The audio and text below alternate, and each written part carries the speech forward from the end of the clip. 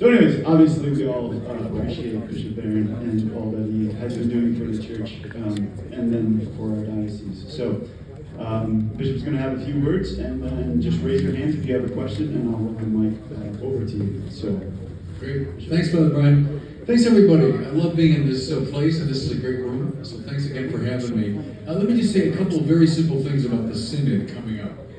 The Synod for our diocese. So as you know, I spent the last 2 Octobers in Rome as part of the International Synod.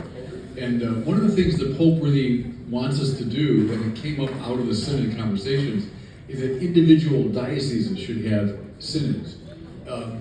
So I thought, I don't want a synod where it's just open to every question under the sun, because a lot of things we talk about in the church and debate, I can't decide whether it's, it's women's ordination or it's gay marriage or something. We can't decide that at a local level. So I decided I would choose 2 topics that I think are of supreme importance to our diocese. And then we'd have a synod calling upon your wisdom to help us attain these 2 things, and they're vocations and evangelization. Now, why those 2? Well, without priests, there's no church. It's as simple as that. It's part of the logic of our ecclesiology, right? If the church comes from the Eucharist, John Paul II said, and the Eucharist comes from priests, no church, period. And so, we have to keep cultivating priests. Since I've been here, now coming up on 3 years, I've buried 8 priests in my time here. I don't know how many priests have retired. Like this year, 4 of our guys are retiring. Most of our retired priests are still very active. They have to be to help out on weekends. Many of our pastors, you know this, have 3, 4, 5 different parishes to maintain. Well, that's crazy in a way. And it's putting too much pressure on them. And looking to the future, we just have to get more people in the pipeline. We have 27 great candidates for the priesthood, which is pretty good for a diocese our size. But I wanted, when I arrived here, there were 20. And I said to Father Kern, who was vocation director at the time, let's try to double it. So we're getting there. We're close to 30 now. I've got a new vocation director whose job now is to get us to 40.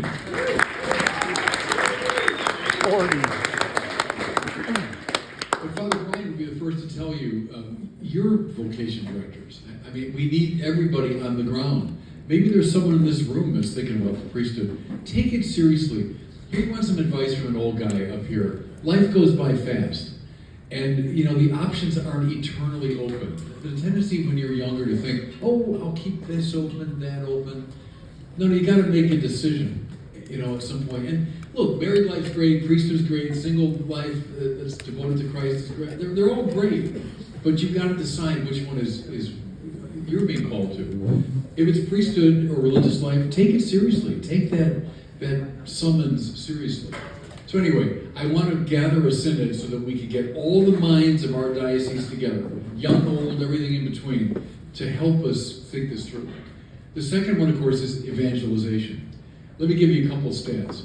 When I arrived here, and this is actually fairly typical of our country, but the percentage of Catholics going to Mass in our diocese when I got here was 18%. 18%. That's pathetic, right? Jesus said, go preach to all nations. Catholics should think of the Eucharist as the source and summit of the Christian life. It's the whole thing. It's everything. 18% is all that we can muster? Well, last year it went up a little bit. Happy about that. It's now 21%. Okay, yay. Still lousy, right? I want more and more and more people coming back to Mass. Look, we're meant to evangelize the whole world, but can we at least start with getting our own Catholics coming to Mass? You're my evangelist. Everyone in this room, you know someone, I do, someone that should be coming to Mass. Get them back. How about the course of this next year, everyone in this room brings one person back? And I'm going to put that on you as an obligation, because you're all baptized people here, which means you're priest, prophet, king. You're a prophet, you're a preacher of the faith, you're an evangelist. Let's all bring one person back. But I want to get our whole diocese thinking this through. How can we get more people into our pews? So that's the purpose of the synod. I know you're having a gathering, is it here? Pretty soon? The idea is just to, in a preliminary way, at the parish level, then the deanery level, and then finally in August, we're coming back here. We're having it in Mankato, because it's the kind of the center of the diocese.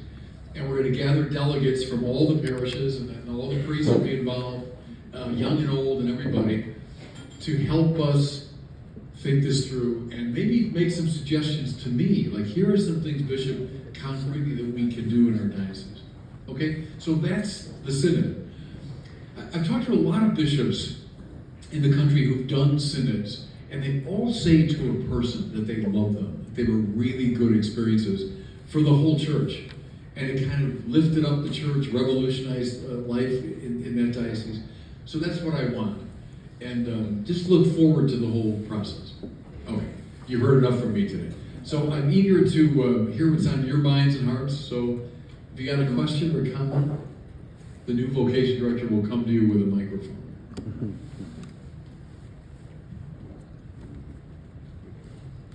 So I actually returned to the faith like 6 years ago because of a lot of friends talking me. Woo. But I also have family members that have drifted away or switched to other Protestant groups. Like, what would you recommend for helping them? Well, first thing is your own witness is the most important thing. They see you as a healthy, happy, committed Catholic, and they see the effects of it in your life. Here's a practical thing. Get a Brandon Vought's book called Return. You know, Brandon works at Word on Fire. He's head of our publishing branch. V-O-G-T is the last name, Brandon Vaught. Wrote a book called Return. And it's designed precisely for that, like to help parents, grandparents, to bring people back who wandered from the faith. So that's a practical suggestion. But I think it's just a witness of your life. But also to be open to people's questions. I think it's okay at some point to say to a friend or family member, hey, how come you stopped going to Mass? And find out, listen. Maybe they just kind of drifted away. It's a lot of people. Some people stormed away, they're mad about something. Some people had a lot of questions that weren't answered. Ask them, find out. And then get informed. There's a lot of material now, thank God. I think that's in God's providence, the new atheists caused a revival in Catholic apologetics. And there's a lot of material now answering the critics of the faith. Get informed, be open to questions, but above all, witness with your own life, I would say. Please. Is there a good explanation to understanding Christ hanging on the cross saying, Lord, why, or God, why have you forsaken me? If he is God, how can God be forsaken from the Father? Yeah. God so loved the world that he sent his only son, right, that all who believe in him might find life in his name. Think of Hans Urs von Balthasar, the great theologian. He thinks of God the Father sending the Son out, where? Is to the very limits of God-forsakenness. So, though he was in the form of God, remember Paul says that in Philippians, he did not deem equality with God a thing to be grasped at, but rather emptied himself, took the form of a slave, being born in the likeness of men. So that the first humiliation, you might say, is when the Word becomes flesh. He enters into our world. But then it says, and he accepted even death on a cross. And what Paul is doing there is he's imagining the Father sending the Son all the way down. So, Jesus experiencing God-forsakenness on the cross, you might say, is God entering into the experience of alienation from God. Not becoming a sinner, not being truly alienated. So the Son is never alienated from the Father, but he enters out of love into the awful experience of God-forsakenness. Now, what was the purpose of that? So the Son would go all the way down to where even the most abandoned, the greatest sinner is found. So Paul will say, on the cross, he became sin. Right? It doesn't mean he was a sinner, then he needs a Savior too. But he became sin on the cross. He entered radically into the experience of a sinner and the one forsaken by God. And then see, that's the church's job. That's what the church does in imitation of him, is we go into God-forsaken places like this. I'm joking. is we go into the experience that people have of sin and abandonment and loneliness and fear, right? So that's how I would sort of parse that. Not that the Son is really abandoned by the Father, but he enters into the feeling of those who are abandoned, who feel abandoned by God. Does that make sense? That's how I understand, actually, the great sacrifice of the cross. Please don't think of it this way. The atheists jump on this all the time. God is this, dysfunctional alcoholic father. He's a rageaholic. He's so mad at sin. He'll only be satisfied with the blood sacrifice of his son. And it's only that awful thing that finally assuages. That's a caricature. That's all a caricature, because it wasn't, God was so angry with the world, he sent his only son. God so loved the world, he sent his only son. So the sacrifice of the cross, I'm looking over your head at it right now on the wall there. The sacrifice of the cross is that. It's the full expression of God's love for sinners. Rambling answer to a good question. Yeah, please. So this question touches a little bit on evangelization, and you've talked about hypocrisy not only in our culture but within the church, which I appreciate. And I've always found it interesting that some of the Catholic famous universities, like that are Jesuit, Creighton in the Midwest, out in DC, we've got a number of, Creighton is one of them, but then these Jesuit schools, and they cost a lot of money. And yet Jesuits are supposed to have bouts of poverty, and we want to evangelize, so it just seems like that high cost would prohibit some people from going. And what's your take on the high cost of some of the Catholic, especially Jesuit universities? Georgetown out in DC, I had a brain fart there, but that's a famous one as well. So what are your thoughts on that? Well, I don't think it touches on the Jesuits themselves personally. And the Jesuits themselves live in poverty, and they accept that vow. Does the institution need a lot of financial support to do what it's supposed to do? Now, there are a number of us, I include myself here, who think the universities have these endowments that are a little on the grandiose side. And some of these universities have the multi-billion dollar endowments. And can something be done about that? I think the answer is yes. But I wouldn't blame the Jesuits personally that much. I know a lot of Jesuits who live in, very simple little apartments. And so personally, they're not, covering themselves in luxury. Are the universities in general, Catholic and non-Catholic, too expensive? I think yes. And there are a lot of reasons for that. One is the bloating of the administrative apparatus. Especially after the whole DEI thing, you've got so much administrative apparatus. And is there too much of that in the universities? I would say yes. So that's a quick answer to a complex, really set of questions you're asking. But I wouldn't blame the Jesuits so much. My quarrel, this years ago, when I was in Chicago, Loyola University, right, a Jesuit school in Chicago, big university. And the Jesuits were building a new residence. They had this old residence going back like to the 1920s. So they built a new place. And I remember one of them proudly said to me, we're building it way away from the center of campus because, we want to kind of withdraw from that. And I said, why? It's your university. You should be right in the center of campus. So that's my quarrel. And I've said that I've talked to Jesuits. Like, you guys should be at the heart of the university. You should be in the classrooms, and you should be setting the tone, and you should be the administrators. But, I've been banging that drum for a while. Please, who else has a question? Okay. So last Sunday at Mass, we were basically talking about. Oh, here you are. Okay, sorry. Yeah, about the prodigal son and the gifting of the ring. I kind of want to have a deeper understanding of why Jesus specified that there was a ring being given. And, The ring on his finger? Yeah, the ring on his finger. Well, it's the identification of the father. The father giving his ring to him. It's like it's the bond of family reestablished. And think of, Christ's love for his church is like the love of a married man and a married woman. And so it's like a wedding ring. But it's a beautiful detail, isn't it? He kills the fatted calf and they have the celebration, but he re-identifies with him. There's a lovely idea in the church fathers of what they call the admirable exchange, the admirabile commercium. And the idea there is that God takes on our sin, so to your question, and then he gives us his glory. So look at Jesus on the cross, is clothed in our sin, so to speak. He's clothed in our degradation. And then in exchange, we get clothed in his majesty.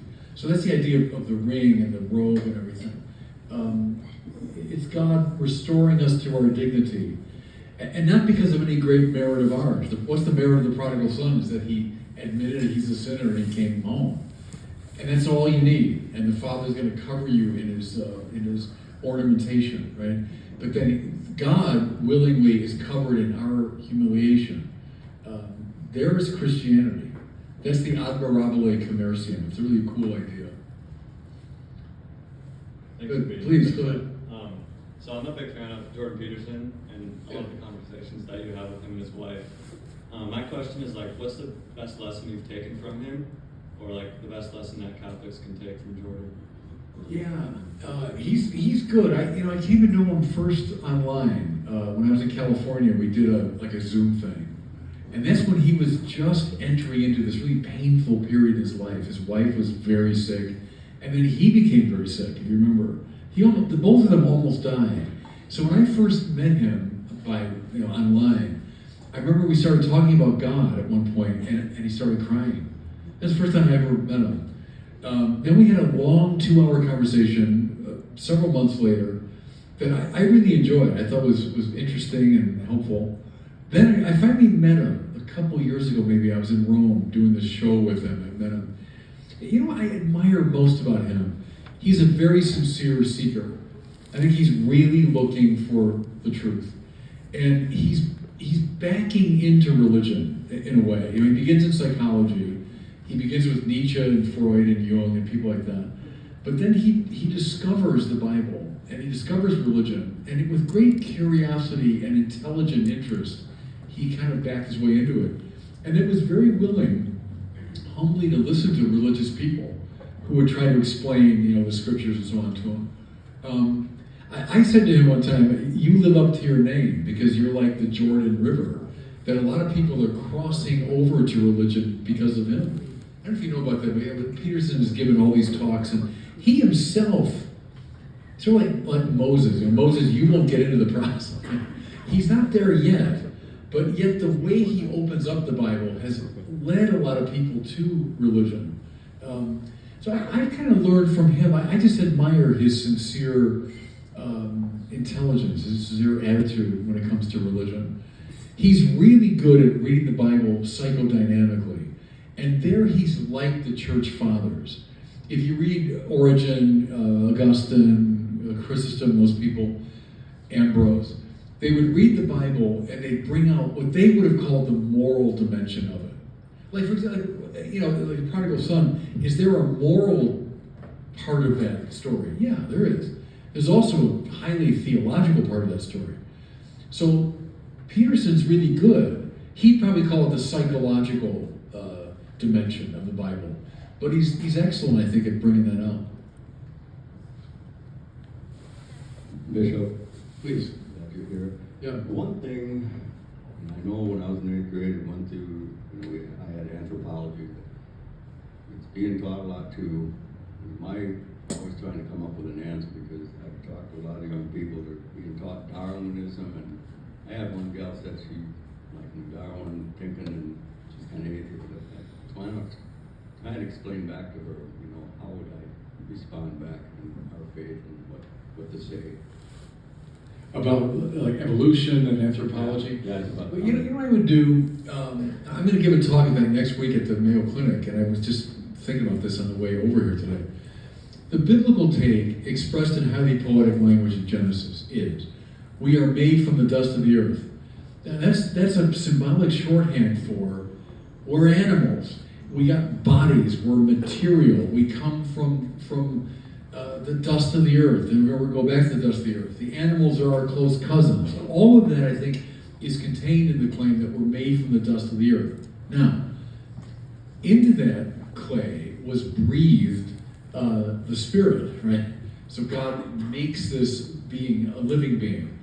That's a symbolic way of talking, not about the lungs, but it's the higher faculties of mind and decision making and freedom and will and religious aspiration, all these properly spiritual dimensions that can't be reduced to matter.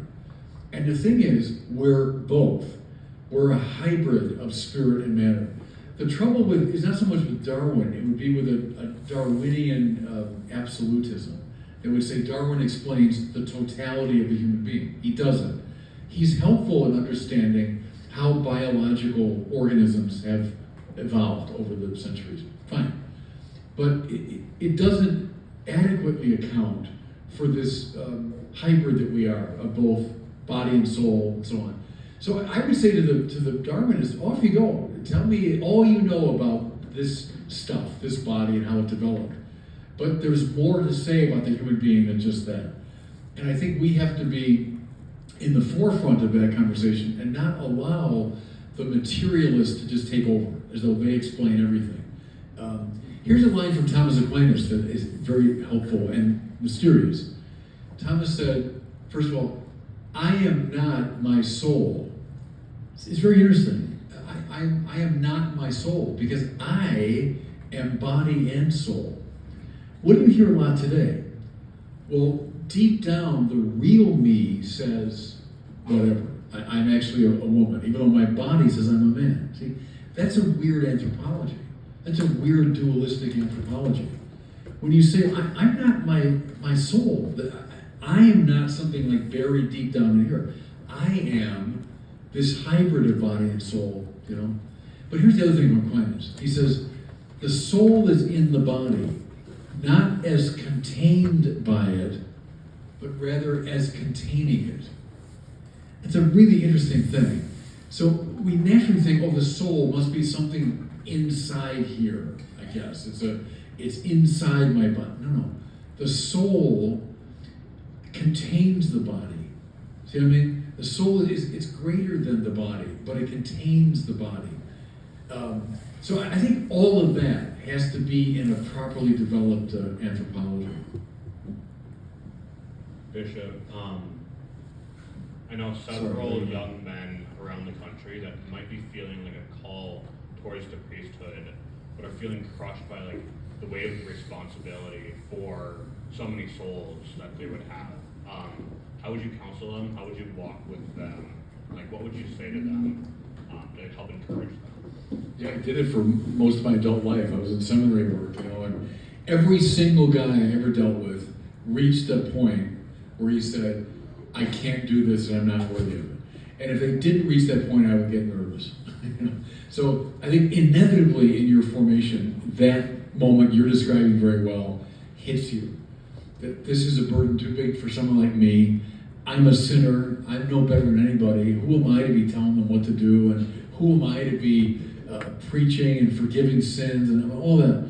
So every guy I know eventually faces that. And I would say, good. I'm glad you come to that moment. If you just kind of come swaggering into the priesthood, like, I got this together, and boy, I'm going to be like, you know, Francis of Assisi meets Thomas Aquinas, well, you'll be lousy at it. So that's a good thing to come to know that. The main thing is, see, with the priesthood, it's not your choice. If you say, I want to be a priest, well, I get nervous at that. I feel called to be a priest, and that's not just like the right answer, it's what it's the attitude you should have. So if you're being called to it, you will be equipped for it. So God never does that. God never plays games. Like, I'm going to call you but not equip you. And so you have to go into it with that confidence that you've been equipped for this. I remember vividly, like my first confessions, when I'm a 26-year-old goofball young priest, and I'm sitting in a confessional, and in will come an older person, 70s or 80s. First of all, calling me Father, bless me, Father, and how humbling that was, and how weird that was at first. But then, like, who am I? Who am I to be giving you? But then, look, it's not Bob Barron giving advice. It's operating in persona Christi. So it's that double thing. It's a keen awareness of your own inadequacy and that it is too much of a burden. But also that if you've been called, you've been equipped. Think of When Jeremiah says to the Lord, hey, no, not me, I'm too young. No, you don't want me. Don't say I'm too young. Like God is impatient with them. Don't play that game with me. Because it can also be a kind of false modesty. Oh my. If I called you, I'm going to equip you. And then that moment comes. I remember vividly, I was very nervous before being ordained a deacon. And back in, that's when you take on celibacy and all the vows and everything. I was very nervous. Priesthood, it's like falling off a log. After a year of deacon, and when I came to priesthood, I felt totally ready. I wasn't nervous at all. Not at all. Deacon, I was nervous. And I think maybe that's a good combination, that I felt that way. Anyway, it's a good question. Please. Hey, Bishop. I was thinking about some contradictions of the faith, specifically when Jesus tells the disciples to sell their cloak, buy a sword, and then later tells Peter, those who live by the sword, die by the sword. And I was curious what your thoughts on that particular set of words that Jesus used was, but also about maybe how you approach further critics kind of pointing out certain contradictions in the Bible. Right, it's not a contradiction. And think of those things that, trust me, the tradition's been thinking about this stuff for 2,000 years. So the church fathers, they all were aware of that. It's in that scene in Luke when, I got two, and Jesus goes, enough. And the sense of the Greek there is like, you're kind of missing my point here, and enough of that talk about like literal swords. Is he talking about being equipped for the spiritual struggle? Yes, indeed. Because, the clear, consistent teaching of Jesus is against worldly violence. And the same Jesus then who heals the ear of the high priest slave, when the disciples cut it off. So I think the reference there is to being equipped for the spiritual struggle to come. And there is something awful in those texts. We're going to revisit them, every Holy Week. There's something awful about those passion narratives because it is Jesus coming up against the world in all of its dysfunction. And he's trying to equip the disciples because, Satan will sift you like wheat. That's a frightening line. The idea there is like separating wheat from chaff. Satan will do that with you, meaning he's going to sift out all that's awful in you, and he's going to emphasize that. And all of us sinners know about that, right? When you just sort of forget about anything good in yourself, and all you can think of is what's bad in me, and what's sinful in me, and what's stupid, and how people don't like this and that about me. You know what that is? That's Satan sifting you like wheat. So Jesus knows all that's coming. And he's trying to equip the disciples for the spiritual struggle. But the struggle for Christians is it's the imperialism of the martyrs. It's never the imperialism of the world. So no, I would want to read that text in more spiritual vein. Yeah, please. So my question is a little more serious. So this is personal to me because I know people in my family who have fallen away from the faith, and just a lot of friends in general. I've been in a lot of secular spaces where I've known Catholics who have fallen away, and I'm just wondering, how do you encounter someone who has been really hurt by the church and trying to look for healing, maybe trying to come back to the church? Yeah, and of course, every case is different. Every person's unique. I think you do a lot of listening to people, first of all. So what is the hurt and how did it happen? Tell me about it. And, a patient listening, I think, is absolutely key. And then that's a pastoral strategy question. I think that's the opening move. Or think of, in the book of Job, when his friends, they did great pastoral ministry when they sat in silence for 7 days with Job. When they opened their mouths, they were awful. They were terrible. But when they sat in silence for 7 days, and there's a lot of wisdom in that, right? So someone who's been deeply hurt, a lot of it is sitting in silence with them, is being present to them. And then really hearing them out. What happened? Tell me about it. And then, eventually you can move maybe to another place where questions can be asked and answered. But a lot of it is sympathy, it's identification with the person in her or his suffering, But that's always the way. Yeah, please. Hi, Bishop.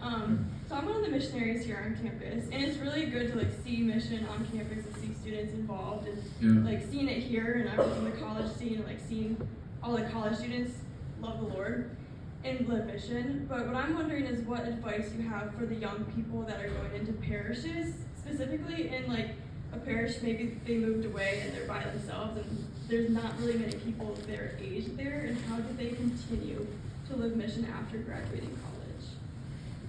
Yeah, and it's hard. It's hard, and that's the question comes up in different forms.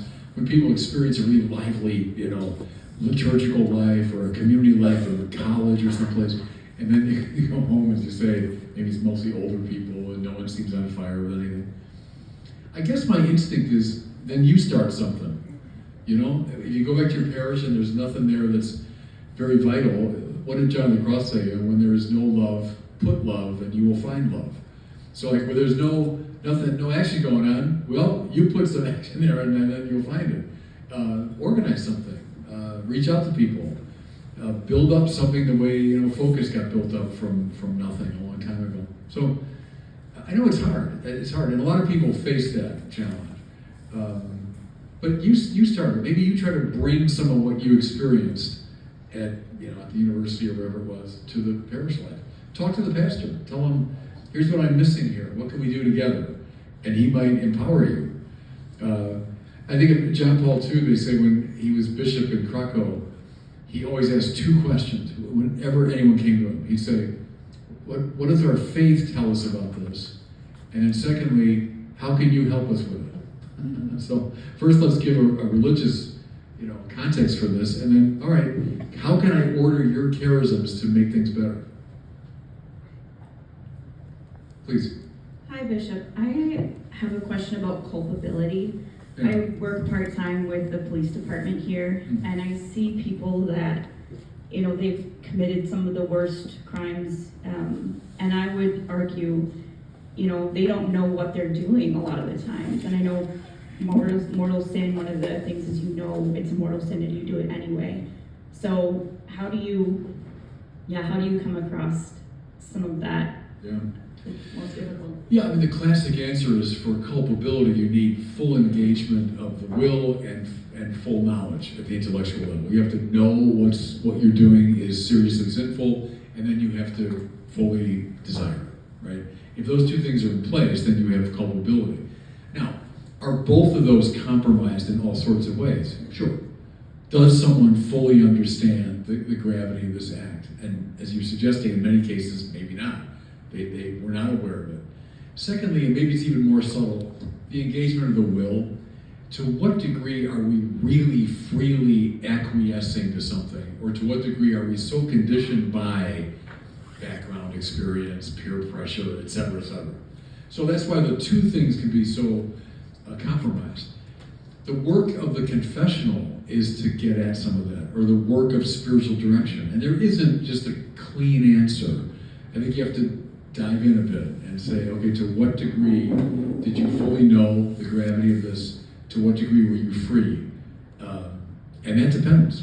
And I think a lot of people, take for example, pornography, which is such a giant issue today. It wasn't when I was a young man, because the internet wasn't there the same way.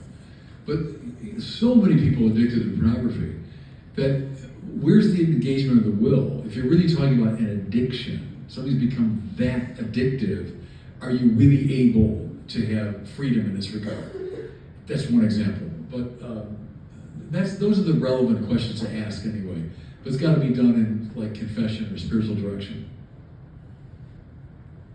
Yeah, please. Hi. So my question is about our Protestant brothers. I have a lot of brothers that are not in the church. So my question would be, because they have this idea that it's only them and the Bible, they could just be at home, and if two of them or three of them gather together, that's church right there. So, but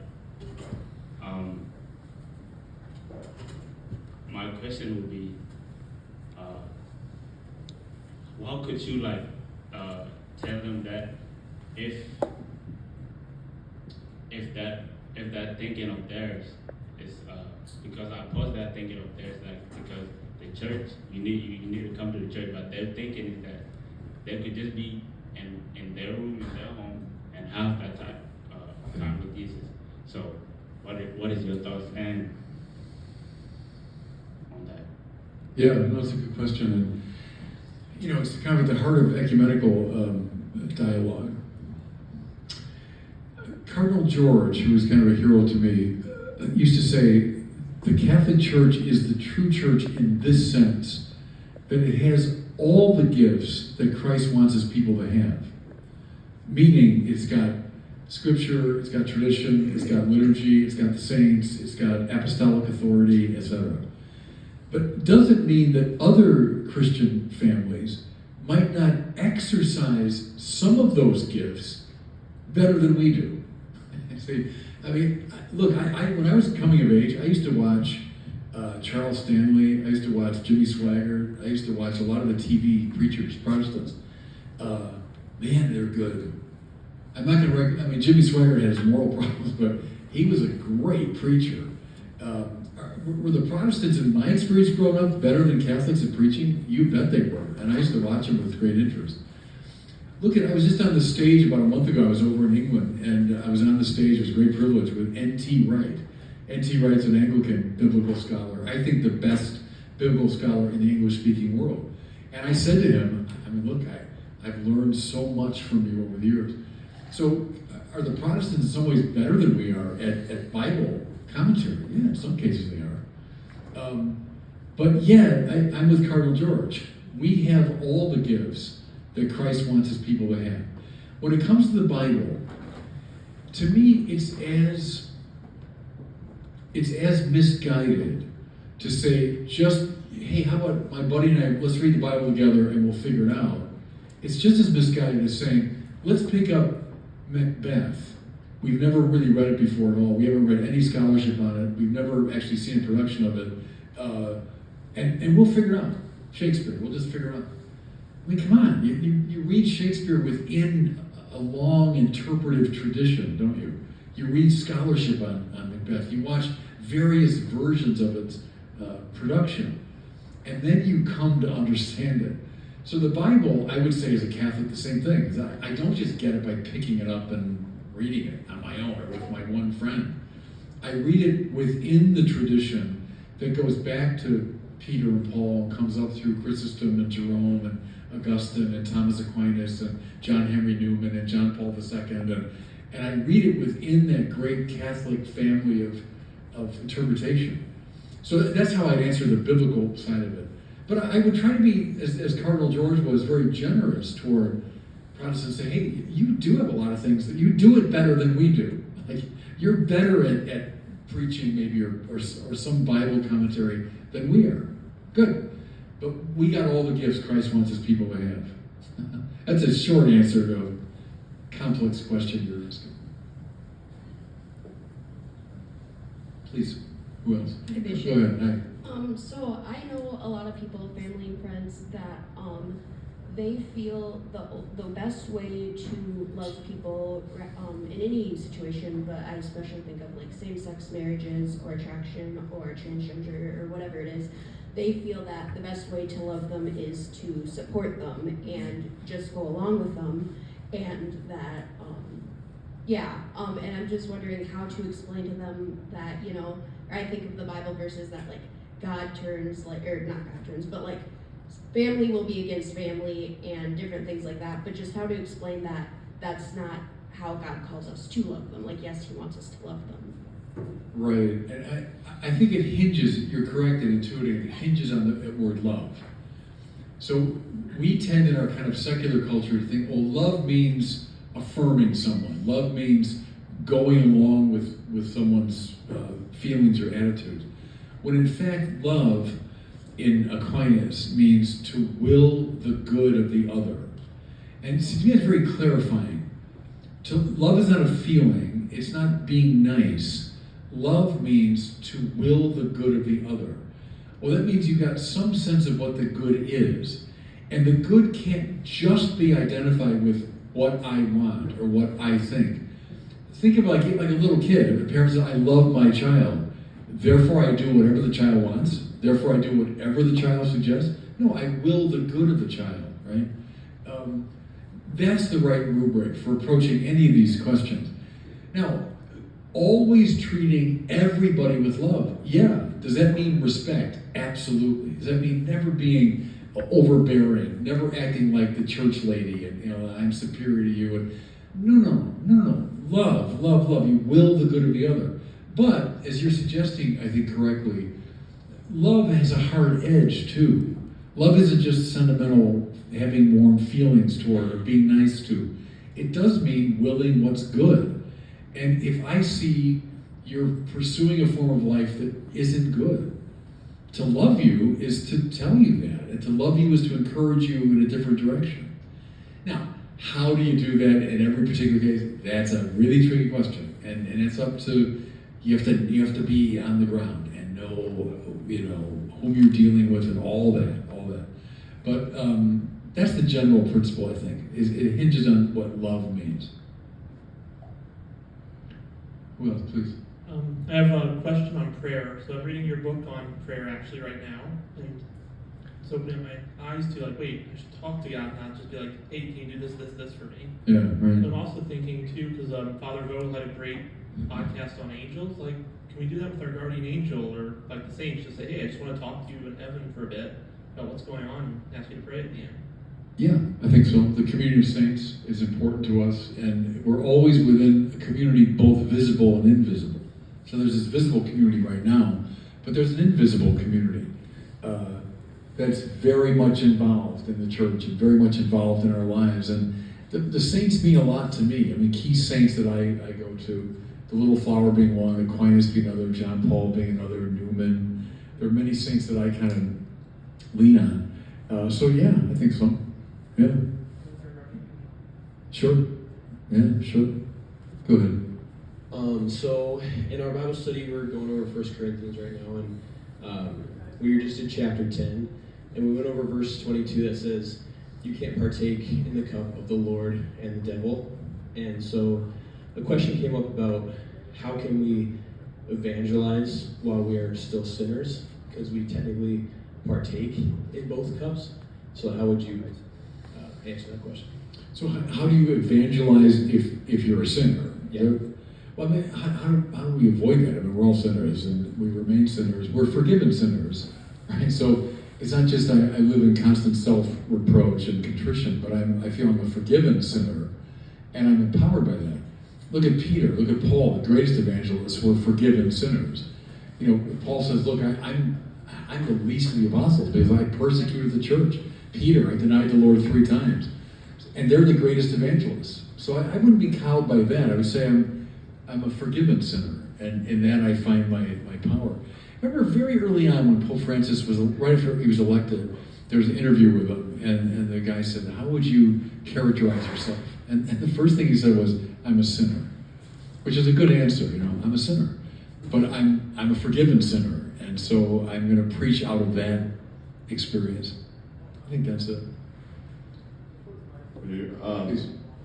So Christ tells his apostles that they will not taste death until his second coming, but yet they're all dead.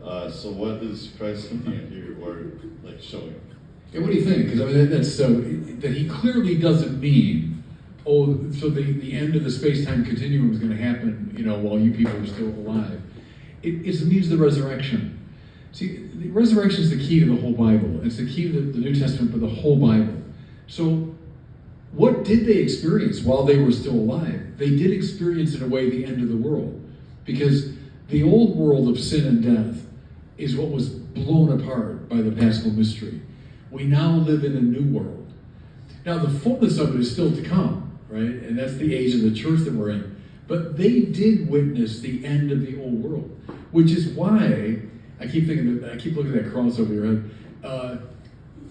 We're such a weird religion. That image up there, we say, oh, it's very nice. It's a beautiful crucifix, very pious, religious. But in the ancient world, if an ancient Roman came to this room and saw us here, he'd say, what in the world? Why would that be up on the wall? That horrible image of a man pinioned to a cross and dying over the course of sometimes days.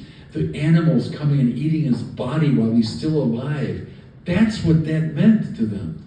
So the fact that long ago, and now even today in Mankato, Minnesota, we hold that up. That means the old world's over.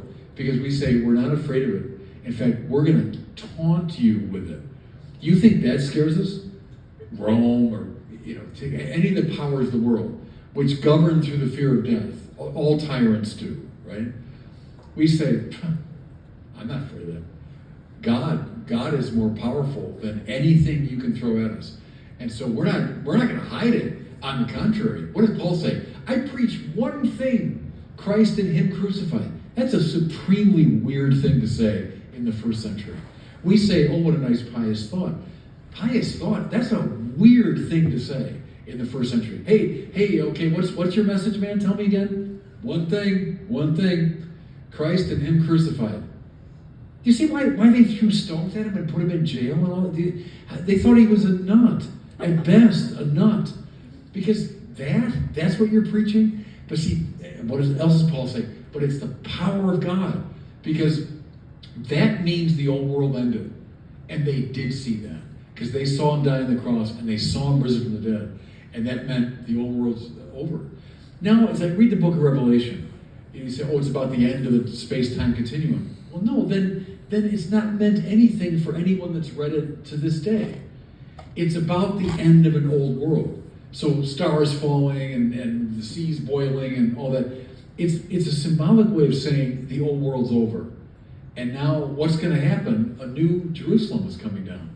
There's a whole new world is emerging. And what it's called is the church, by the way. Right? The church is the place where the new world is being lived out. So that's how I'd interpret that passage. Please. I have a question about forgiving. You Yeah. talked about being the face of mercy. Yeah. And I was wondering, how can you basically find balance between being nice and being forgiving, but at the same time having boundaries and not letting people walk all over you, or tell people this is not okay? Yeah. Yeah, no. And I wouldn't conflate those two things at all. I mean, that's not forgiveness. And of course you should have those legitimate boundaries and a sense of self-respect and self-protection, for sure. Absolutely. Forgiveness is bearing the burden of the other when the other is not doing the work of reconciliation. Can I put it that way? So reconciliation, cilia means eyelashes. Reconcilia means we're eyeball to eyeball again. We're reconciled, right? So let's say there's been a rupture in a relationship, and I've done my part. I've reached out, but the other person hasn't. To forgive that person is to go the extra mile, to do what she should be doing, but now you're going to do it. I think that's forgiveness. I wouldn't emotionalize it. It's not like an emotion. It's an action. It's carrying the burden that the other person's not willing right now to carry. But I think that's entirely different from legitimate boundaries and self-protection and all that. It doesn't mean I let people walk over me. It means that I'll do the work of reconciliation when you're not willing or able to do it. Hello. Good. Hello, Bishop Matt. Where are you now? There you are. Okay. So my question for you is how would you discern the voice of God about leaning on your own understanding? How would I discern the voice of God? Say again. Without leaning on your own understanding. Well, in a way you can't. I mean, because if God speaks, it'll always be, to some degree, in and through your own understanding. I mean, he'll speak to your mind and experience. The question of discernment is a really good one. It's an important one. How do you do it? Go to Galatians chapter 5, Paul to the Galatians, where he talks about the fruits of the Holy Spirit. He talks about love and joy and peace and self-control and so on. Find that passage. And I've always said to people, whatever is producing that in you, that's what God wants. Right? And then look right above that in Galatians 5 are the fruits of the flesh, he calls it. And this is like envy and dissension and anger and violence and so on. But whatever path is leading you in that direction, that's not what God wants. So that's how I would discern, is what is producing in me the fruits of the Holy Spirit. Like, I would say this truthfully, when I was discerning the priesthood a long time ago, it just seemed like the life that would produce that stuff in me. It would make me most peaceful and joyful and with greatest self-control, and go through that list. It filled me with a peace whenever I thought about it, right? So look at the fruits of the Holy Spirit, and that's the way to discern the voice of God. The other thing, voice is important. We refer to the conscience as a voice, don't we? Which is peculiar. Because we all have like instincts, and you might say, hey, that guy's really got a good feel for color and design, or that person's got a really good feel for how to hit a golf club or something. But you don't say like, well, the voice of my interior decorator said. But when it comes to the moral life, we do. We say, this voice told me, the voice of my conscience said, do this or don't do that. Right? That's a way to discern, is what is your conscience telling you? It'll tell you pretty truly what's the right path to be on.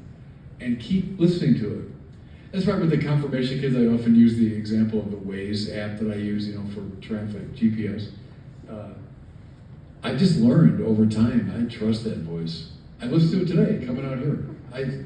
All these goofy roundabouts you got in Mankato, they drive me crazy. They're so confusing, I think. But my little Waze app is about the next round. It's an English voice. I have, next round, I'll take the second exit onto, All right, I listen to it. So your conscience is like that. Listen to it. It's God's voice in you. All right, we got Carter, and then we got time for one more question. Okay. So who wants the last one? Free, okay. Hi there, Bishop. Thank you again for coming. You're welcome. So, I'm the godfather for my 5-year-old brother. Yeah. How do I mentor him in the faith as he continues to get older through his life? And, well, we're also like, he lives in the South, so I don't see him as often, like, in person. How can I be that mentor for him spiritually? Well, I mean, first of all, stay in contact with him, visit him, write to him, email. Stay in personal contact with him, because I think it's great that you take that seriously. You're his godfather, and for a lot of people, I am godfather one day, hold a candle, and that's it. No, it's a lifetime commitment. It's a lifetime commitment, and so stay in contact with him. And I would say, introduce him to the beauty, truth, and goodness of Catholicism. The beauty of the liturgy, the beauty of prayer, the truth of it. Be there to answer questions when they arise and speak of the truth of it. The goodness of it. Show them what a good life is like, best by your own life. Is to live a life like mine. So stay in contact and then think good, true, and beauty. That you want those 3 things to be communicated to them clearly. Please. Hi, Bishop. So, my husband is a very stubborn atheist. We got married before I reverted to the faith. Mm-hmm. And he sat through me, or sat through RCIA with me, and has become what a sister has described as the most Catholic, non-Catholic she knows. Yeah. But he says he's still incapable of believing in God. How can I help him encounter the Lord? Yeah, good. I appreciate that. I mean, you're the one who would know, because you know him the best, and everyone's different, and they respond to different things. If he's a more intellectual type, I might say some of the classical arguments for God's existence might be helpful to him. As I say, there's been an explosion in Catholic apologetics the last 20, 25 years. You know what? I'm just listening to it in the car right now because I'm going to interview him in a few weeks. Do you know his name? Ross Douthat. He's a columnist for the New York Times.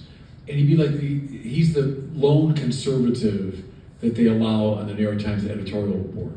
Super smart guy. The book is called Believe. And Douthit is very smart, and it's a great book of apologetics where he looks at sort of some classic ways to approach the question of God. I might recommend that book to your husband. He's a reader type. He likes the intellectual life. Nerdy, but not a reader. But maybe that, or have him watch. Let's be, but very good, but a little bit shorter. Have him watch William Lane Craig on the Kalam argument for God's existence. You know what that is? It's an ancient argument, but it's been revived in recent years because of Big Bang cosmology. And it's an attempt in very short compass to demonstrate that God must exist. So maybe have him watch William Lane Craig, get Ross Douthat's book, Believe. Another book I've always loved, I think it's great for people who are just wrestling with religion, is Mere Christianity of C.S. Lewis. I think it's still a great sort of introduction to why people take religion seriously. But now, that's if the intellectual thing engages him. The best thing and I'm sure you're doing it, is your own life and your own witness and going to Mass and your own joyfulness in your faith. I think that has a long-term impact. Or maybe ask him, what's the number one reason you have trouble believing in God? And then take it from there. Brandon's book I mentioned, Return, has a section I think on arguments and when people put up objections. Maybe look at that. But Douthit, William Lane Craig, C.S. Lewis, Brandon Vaught, The Witness of Your Own Life. And then, of course, pray for him a lot. Pray for him. Ask the Lord to bring him around. You gave a really, really great and I'm trying to think of the right word with sermon today. What parable or story in the Bible has had the greatest influence or has been the biggest struggle in your own faith journey? Biggest struggle? Well, maybe the book of Job, which is the greatest wrestling with the greatest problem in religion. I mean, I agree with those that say the number one reason not to believe in God is the problem of suffering. Why in the world is there so much suffering if there's a God who's all-powerful, all good, and all-loving? How do you explain? I mean, maybe a little bit of evil here and there, but come on, man, there is so much evil in the world and suffering. How could this be? Something I love, to tell you the truth, is the greatest presentation of that problem is found in the Bible, in the book of Job. It's not some rationalist skeptic, not some atheist.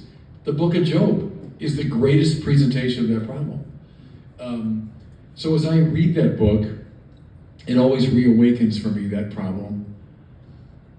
I remember as a young priest, I was 27 maybe, and there was a policeman in our parish who inexplicably got up one night, shot his son to death, and then shot himself to death.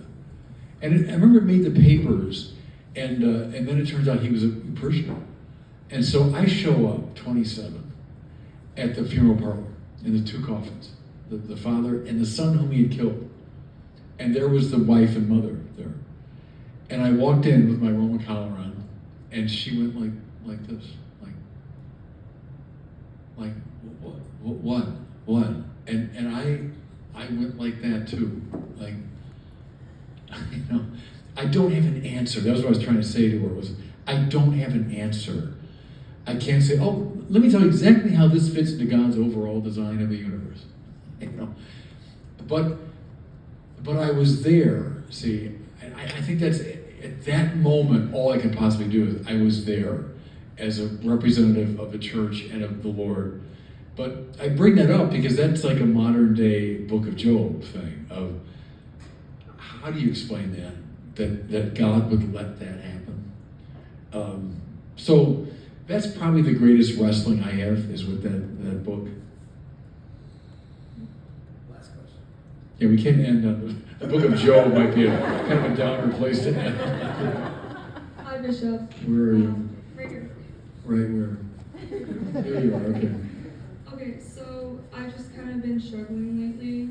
One of my family members is super into like astrology and like crystals and stuff, and it makes me like really sad to see it, and I just like don't know like the right way to go about it because I'm scared that it might affect our relationship, but I just know it's not good and just evil. So I don't know. Yeah. Do you have any advice on like Well, what to do? again, you're the one that would know because you're closest to the situation, but I would maybe start with the positive, namely, it represents some longing, right? Some longing for the authentically spiritual. And it's taken a weird form, but it represents a longing for something transcendent, something spiritual, something meaningful.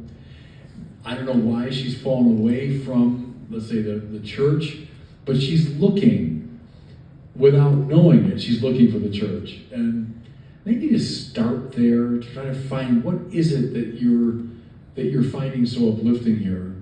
And then to suggest, actually you can find that and so much more and without the distortions in the church. I'll tell you a story, this is from Thanksgiving. My niece, who's a super smart person, she's an actress in Chicago. And we're around the table, and I don't know this for sure, but I think she's kind of stopped going to church.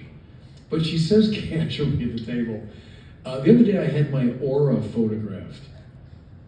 And I said, what, you had what? My aura, like this, whatever mystical thing you give up. And I guess people, these quacks or, charlatans, take a picture of it somehow and then tell you how your emotional life's going. So, she's my niece, I've known her for, I said, so you're finding Catholicism too hard to swallow, but you're buying into that? It didn't go very well after that.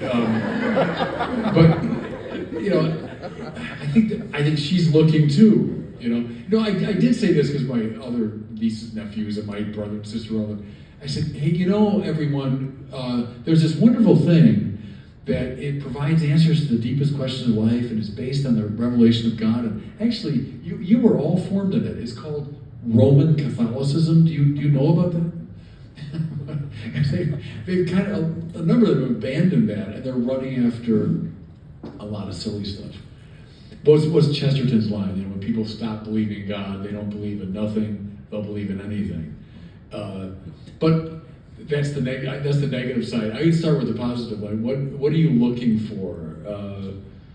And I think you can find it better in the church. But you would know best how to handle it. All right, that's all we got time for. Let's thank Bishop. Right, thank you all.